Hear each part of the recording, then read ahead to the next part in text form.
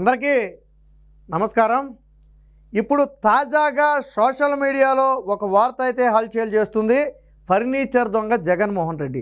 అదేంటి ఫర్నిచర్ ఏంటి, జగన్మోహన్ రెడ్డి దొంగ ఏంటని చెప్పి మీకు ఆశ్చర్యం కలగవచ్చు. అయితే అసలు కథలోకి వెళ్ళే కంటే ముందు కొద్దిగా వెనక్కి వెళ్దాం.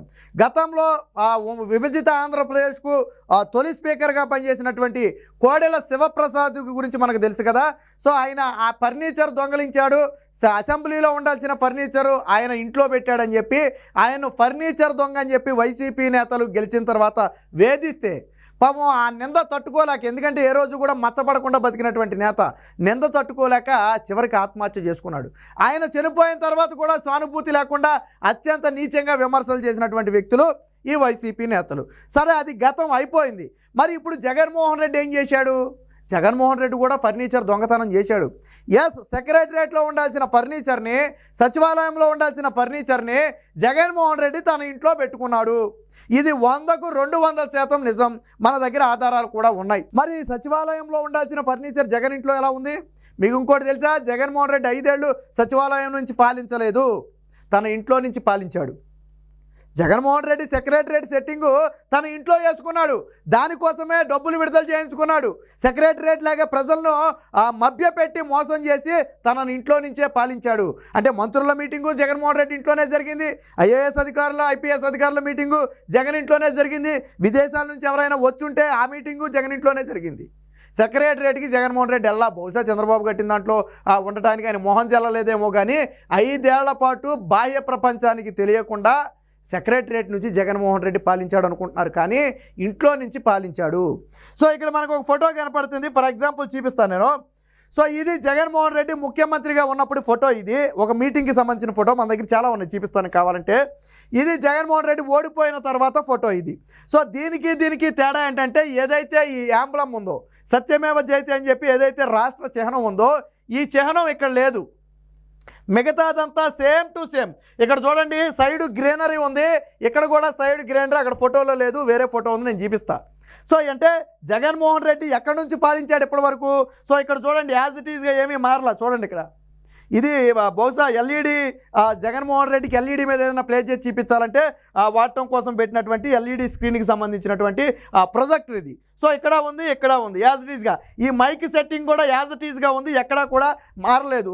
మారింది ఒకటే, ఈ యాంబ్లం లేదు, మిగతాదంతా సేమ్ టు సేమ్. మీరు కావాలంటే సోషల్ మీడియాలో ఫోటోలు దొరికితే జూమ్ చేసి చూసుకోండి, లేదా నెట్లో ఫోటోలు దొరికితే జూమ్ చేసి చూసుకోండి ఒకసారి. మరి అంటే జగన్మోహన్ రెడ్డి ఎక్కడి నుంచి పాలించాడు? నువ్వు మంత్రులతో మీటింగ్ పెట్టాడు కదా. ఇదిగో ఇవిడ నీలం సాహ్ని, గత మాజీ సీఎస్ నీలం సాహ్ని ఇక్కడ కనపడుతుంది. అంటే ఎప్పుడు ఇది? జగన్మోహన్ రెడ్డి ముఖ్యమంత్రిగా ఉన్నప్పుడు. మంత్రులతో మీటింగ్ పెట్టాడంటే ఇంట్లో పెట్టకూడదు కదా, సెక్రటరియట్లో కదా పెట్టాలి. మరి ఇంట్లో ఎలా పెట్టాడు? ఓడిపోయిన తర్వాత వైసీపీ నేతలతో మీటింగ్ పెట్టాడు. అదిగో ఇది ఓడిపోయిన తర్వాత వైసీపీ నేతలతో మీటింగ్ పెట్టాడు. ఇది సో యాజ్ ఇట్ ఈజ్ మీకు ఇప్పుడు ఇంకా క్షుణ్ణంగా కనపడుతుంది. ఏ మార్పు లేదు, ఒక యాంబలం తప్ప ఏ మార్పు లేదు. ఇది ఓడిపోయిన తర్వాత, ఇది ఓడిపోకుండా ముఖ్యమంత్రిగా ఉన్నప్పుడు. దీనికి సంబంధించిన వీడియో కూడా ఉంది, నేను చూపిస్తా. ఫోటోలు ఏమైనా ఫేక్ అని మీరు అనుకోవచ్చు. సో ఇది జగన్మోహన్ రెడ్డి.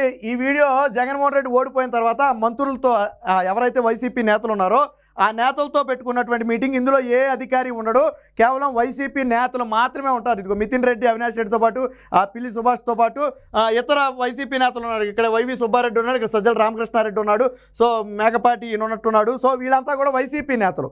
సో ఇక్కడ ఒకసారి బ్యాక్గ్రౌండ్ పరిశీలించండి. మీరు ఇక్కడ ఏముంది? చుట్టూ గ్రీనరీ ఉంది, మధ్యలో యాంబ్లం మిస్ అయింది అంతే. సో మధ్యలో ఏం మిస్ అయింది? ఓన్లీ యాంబ్లం మిస్ అయింది. మీరు కావాలంటే చూడండి, వీడియో ప్లే అవుతుంది ఆల్రెడీ. జగన్మోహన్ రెడ్డి మాట్లాడుతున్నాడు, యాజ్ ఇట్ ఈస్గా ఉంటుంది, ఏమీ తేడా ఉండదు. చూడండి. మరి ఓడిపోయిన తర్వాత పెట్టాడు అంటే అది జగన్ ఇల్లు, ఓకే. మరి అధికారంలో ఉండగా ఎందుకు పెట్టాడు జగన్ ఇంట్లో? ఎక్కడ పెట్టాలి దీన్ని? సచివాలయంలో పెట్టాలంటే సచివాలయంలో ఉండాల్సినటువంటి ఈ ఫర్నిచర్ మొత్తాన్ని కూడా ఎక్కడి నుంచి తెచ్చాడు జగన్మోహన్ రెడ్డి? సచివాలయంలో ఉండాల్సిన ఫర్నిచర్ మొత్తాన్ని కూడా తన ఇంటికి దొంగచాటుగా తెచ్చి పెట్టుకున్నాడు. నువ్వు సెక్రటరియట్ అని ప్రజల్ని మభ్యపెట్టావు కదా ఇన్ని రోజులు. ఏ రోజైనా అది సెక్రటరియట్ కాదు, జగన్మోహన్ రెడ్డి ఇల్లు అని ఎవరికైనా తెలుసా? ఇప్పటి వరకు తెలియదు.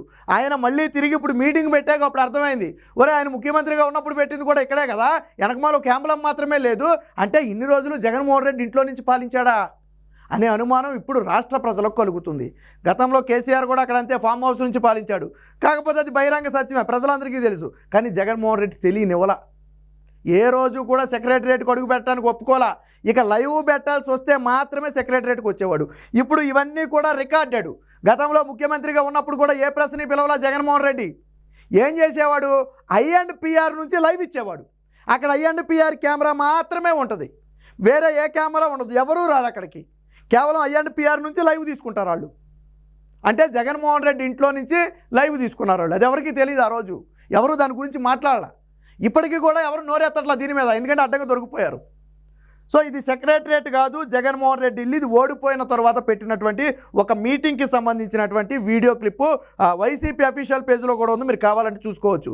ఓడిపోయిన నేతలతో జగన్మోహన్ రెడ్డి సమీక్షా సమావేశాలని చెప్పి వాళ్ళు వైసీపీ పేజ్లోనే వేసుకున్నారు, మీరు కావాలంటే చూడొచ్చు. ఇదిగో ఏ నేతలు ఉన్నారనేది చాలా స్పష్టంగా కనపడుతుంది, చాలా నీట్గా క్లియర్ కట్గా ఉంది చూడండి. అంటే జగన్మోహన్ రెడ్డి ఇన్ని రోజులు పాలించింది సచివాలయం నుంచి కాదు. సో దీనికి సంబంధించి ఇంకొక ఆధారం కూడా ఉంది, మన దగ్గర చూపిస్తాను నేను.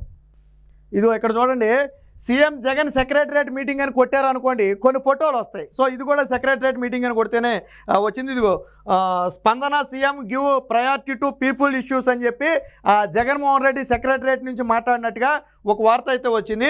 ఇక్కడ ఫోటోలన్నీ, మెజారిటీ ఫోటోలన్నీ కూడా చూడండి, ఇవన్నీ కూడా ఏమున్నాయి. ఇది ఇక్కడ పూర్తిగా పోలీసు అధికారులతో మీటింగు, ఇది మామూలు అధికారులతో మీటింగు, ఇక్కడ రాజకీయ నేతలతో పాటు అధికారులు కూడా కలిసి ఉన్నారు. సో ఇది ఒరిజినల్ ఫోటో అయి ఉండొచ్చు. ఈ లోగోని చంద్రబాబు గారు పెట్టారు వెనకమాల.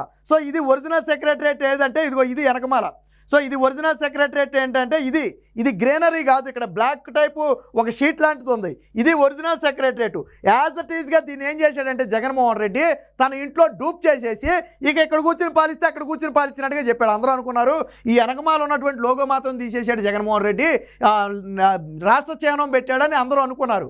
రాష్ట్ర చిహ్నం పెట్టడం కాదు, ఆయన ఇంట్లోనే సెట్టింగ్ పెట్టుకున్నాడు. సో ఇది ఒరిజినల్ సెక్రటరియట్. ఇది ఎప్పుడంటే లైవ్ ఇవ్వాల్సినప్పుడు మాత్రమే జగన్మోహన్ రెడ్డి అక్కడికి వెళ్తాడు, మిగిలిన సందర్భాల్లో ఎట్టి పరిస్థితుల్లో అక్కడికి వెళ్ళడు.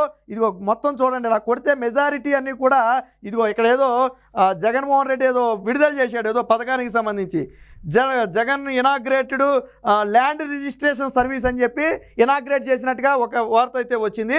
సో కానీ ఇది కూడా ఎక్కడ ఇనాగ్రేట్ చేశాడు? తన ఇంట్లో ఇనాగ్రేట్ చేశాడు. అంటే పథకాలన్నీ తన ఇంట్లో నుంచే వదిలాడు, సెక్రటరియట్కి పోలేదు.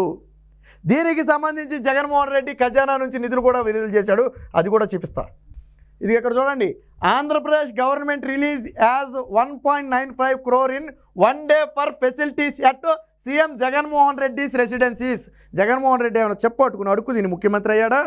ఎందుకు విడుదల చేశారు 2 కోట్లు ఆ రోజుల్లో? జగన్మోహన్ రెడ్డి ముఖ్యమంత్రి అయిన తర్వాత ఎందుకు 2 కోట్లు విడుదల చేశారు? ముఖ్యమంత్రి ఇంటికి నిధులు విడుదల చేయాలని ఎక్కడైనా ఉందా? ఏ జీవోలో అయినా ఉందా? జగన్మోహన్ రెడ్డి 43,000 కోట్లకు అధిపతి అని చెప్పి చెబుతున్నాయి కదా సిబిఐ లెక్కలు. పోనీ ఆ లెక్కలు పక్కన పెడదాం, 500 కోట్ల రూపాయలు ఉన్నాయని చెప్పి నీ ఎన్నికల అఫిడవిట్ చెప్పింది కదా, దేశంలో అపర కుబేర ముఖ్యమంత్రి నువ్వే కదా, మరి నీకెందుకు విడుదల చేయాలి 2 కోట్లు? అంటే ఈ 2 కోట్ల రూపాయలతోనే ఇది ఒరిజినల్ సెక్రటరియట్. ఇందాకే చెప్పా, ఒరిజినల్ సెక్రటరియట్ వెనకమాల ఉన్నటువంటి లోగో ఇది చంద్రబాబు గారి హయాంలో పెట్టినటువంటి లోగో. దీన్ని కాదని జగన్మోహన్ రెడ్డి అక్కడ ఉండటం ఇష్టం లేక తన ఇంట్లో సెట్టింగ్ ఏర్పాటు చేశాడు. ఇదిగో ఈ 2 కోట్లు కూడా అందుకే, ఈ 2 కోట్ల రూపాయలతోనే ఇప్పుడు మనం చూసినటువంటి ఏదైతే సెట్టింగ్ ఉందో అది ఆ 2 కోట్ల రూపాయలతోనే జగన్మోహన్ రెడ్డి అక్కడ ఏర్పాటు చేయించుకున్నాడు ఇంట్లో. దాన్నే సెక్రటరియట్గా 5 ఏళ్ల పాటు ప్రజలను మభ్యపెట్టి మోసం చేశాడు. మరి ఆ రోజు కోడెల శివప్రసాద్ ఫర్నిచర్ దొబ్బాడు అనడానికి ఎటువంటి ఆధారం లేదు, కేవలం నోటి ఆరోపణ మాత్రమే చేశారు. కానీ ఈరోజు జగన్మోహన్ రెడ్డి ఫర్నిచర్ దొబ్బాడు అనడానికి స్పష్టమైన ఆధారాలు ఉన్నాయి, ఫర్నిచర్ దొంగ జగన్మోహన్ రెడ్డి అనడానికి స్పష్టమైన ఆధారాలు ఉన్నాయి. ఆ రోజు నోటికి వచ్చినట్టు మాట్లాడి కోడెల శివప్రసాద్ మరణానికి కారణమైన ప్రతి ఒక్కడూ ఈరోజు బయటకు వచ్చి మాట్లాడాలా. జగన్మోహన్ రెడ్డి దొబ్బేసినటువంటి ఫర్నిచర్ గురించి మాట్లాడాలా. ఆయనకంటే సిగ్గు, శరం, ఆత్మగౌరవం ఉంది కాబట్టి ఆత్మహత్య చేసుకున్నాడు ఆయన. మరి జగన్మోహన్ రెడ్డి ఏం చేసుకోవాలా? జగన్మోహన్ రెడ్డి కనీసం క్షమాపణ చెప్పాలి కదా. బయటకు వచ్చి ఎస్ నేను సెక్రటరియట్ నుంచి పాలించలేదు, మా ఇంట్లో నుంచే పాలించా, ఆ 2 కోట్ల రూపాయలతో నేను మా ఇంట్లో సెట్టింగ్ ఏర్పాటు చేసిన మాట వాస్తవమే, నన్ను రాష్ట్ర ప్రజలు క్షమించాలి, ఆ డబ్బులు నేను తిరిగి ప్రభుత్వానికి చెల్లిస్తానని చెప్పి జగన్మోహన్ రెడ్డి ముక్కు నేలకు రాసి రాష్ట్ర ప్రజలకు బహిరంగ క్షమాపణ చెప్పాలా. వైసీపీ నేతలు ఎందుకు నోరు తెరవట్లా? ఈరోజు ఉదయం నుంచి జగన్మోహన్ రెడ్డి ఫర్నిచర్ దొంగ అని చెప్పి ఒక స్టేట్మెంట్ నడుస్తుంది. వీడియోలు, ఫోటోలు, స్పష్టమైన ఆధారాలు ఉన్నాయి. నేను మీకే చెప్పా, డైరెక్ట్గా గూగుల్లోకి వెళ్ళి సెర్చ్ చేయండి. జగన్మోహన్ రెడ్డి సెక్రటరియట్ మీటింగ్ అని కొట్టండి, ఏ ఫోటోలు వస్తున్నాయో చూడండి. జగన్మోహన్ రెడ్డి ఓడిపోయిన తర్వాత వాళ్ళ అఫీషియల్ పేజ్లో కొన్ని పోస్టులు వేశారు, ఎక్కడి నుంచి వేశారో ఒకసారి చూడండి. రెండు ఒకటా కాదా చూడండి. అంటే జగన్మోహన్ రెడ్డి ఓడిపోయిన తర్వాత ఒక్కొక్కటిగా బయటపడుతుంది. ఇంతకాలం ఇంట్లో నుంచి అడుగు బయట పెట్టని ఒక అసమర్థ ముఖ్యమంత్రి మనల్ని పాలించాడు అని చెప్పుకోవడానికే సిగ్గేసే పరిస్థితి.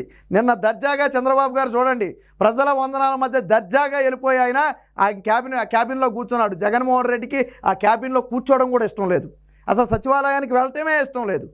ఇంకా నయం, అసెంబ్లీ కూడా సెట్టింగ్ వేసేవాడే, అందరూ వాళ్ళ నాయకులైతే అసెంబ్లీ సెట్ కూడా వేసేసేవాడే.